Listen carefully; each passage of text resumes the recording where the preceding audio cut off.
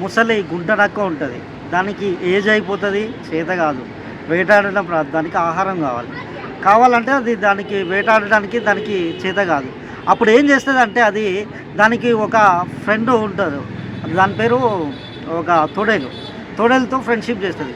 నాకు ఆహారం ఇట్లున్నది పరిస్థితి, నాకు ఆహారం కావాలంటే వీళ్ళిద్దరు కుమ్మక్క ఏం చేస్తారంటే దీనికి ఆహారం కావాలంటే దీని దగ్గరికి తీసుకురావాలి.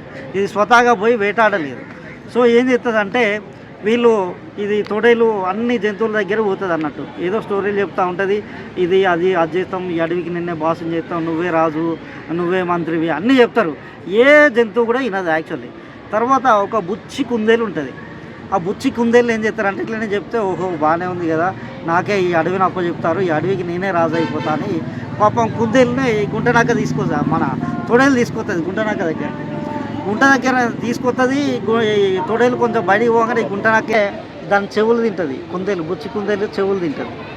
ఈ అమ్మ ఇదేం కథ, నన్ను రాగానే సింహాసనం అన్నారు, రాజు అన్నారు, నా చెవులు తిన్నారు అని ఇది ఆ నుంచి పారిపోవడానికి ట్రై చేస్తే ఏం చేస్తుంది మన ఈ తొడేలు, అదేం లేదు, నీకు మంచి బంగారు కిరీటాన్ని తెచ్చినాము, అది పెడితే నీ చెవులు అడ్డొస్తున్నాయి కాబట్టి చెవులు కట్ చేసినాము, నీ మంచి కొరకే చేసినాము, నువ్వే రాజు అని మళ్ళీ తీసుకొస్తుంది. అది మళ్ళీ తీసుకొచ్చి సింహాసనం మీద కూర్చోబెట్టిన తర్వాత మళ్ళీ తొడేలు బయటికి వెళ్ళిపోతుంది.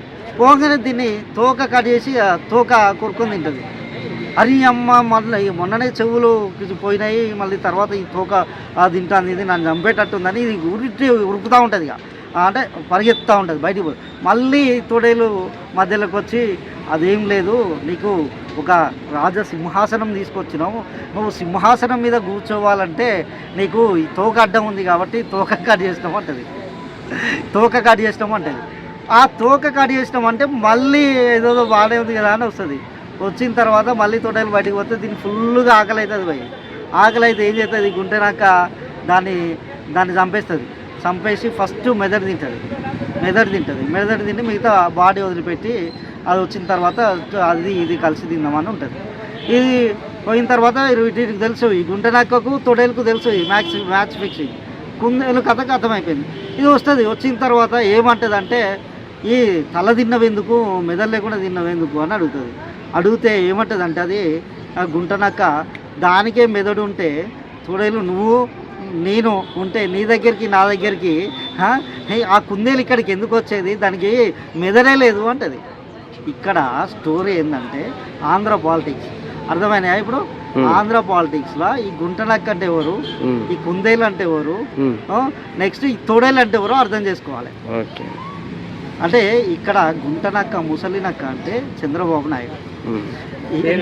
ఎందుకు చంద్రబాబు నాయుడు అంటే ఆంధ్రప్రదేశ్లో ఒకప్పుడు ఉమ్మడి ఆంధ్రప్రదేశ్లో ప్రజ్వలిల్లినటువంటి తెలుగుదేశం పార్టీ ఈరోజు రాజ్యసభలో వాళ్ళ మెంబర్ లేడు.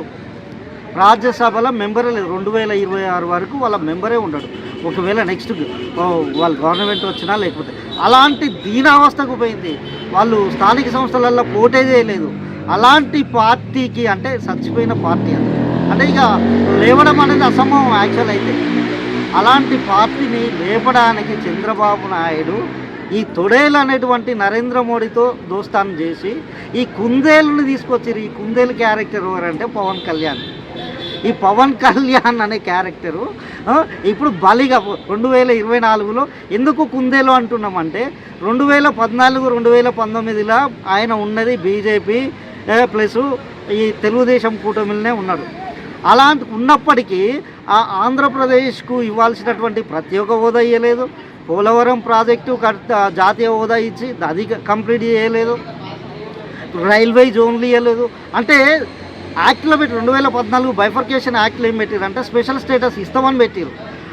ఒక చట్టం చేసినటువంటి పార్లమెంటు సాక్షిగా చట్టం చేసినటువంటి చట్టాన్ని ఇంప్లిమెంట్ చేయనటువంటి ఈ పార్టీతో 2014లో పోటీ పెట్టుకున్నటువంటి పవన్ కళ్యాణ్ అదే మోసం చేసినటువంటి ఈ యొక్క బీజేపీ టీడీపీని 2019లో కాదని సొంతంగా పోటీ చేసిన తర్వాత మళ్ళీ సేమ్ ఎజెండా అయ్యే మాటలు చెప్పారు. ఈ తొడేలు గుంటెనక్క కథలు చెప్తే పవన్ కళ్యాణ్ మళ్ళీ ట్రాప్లో పడిపోయింది.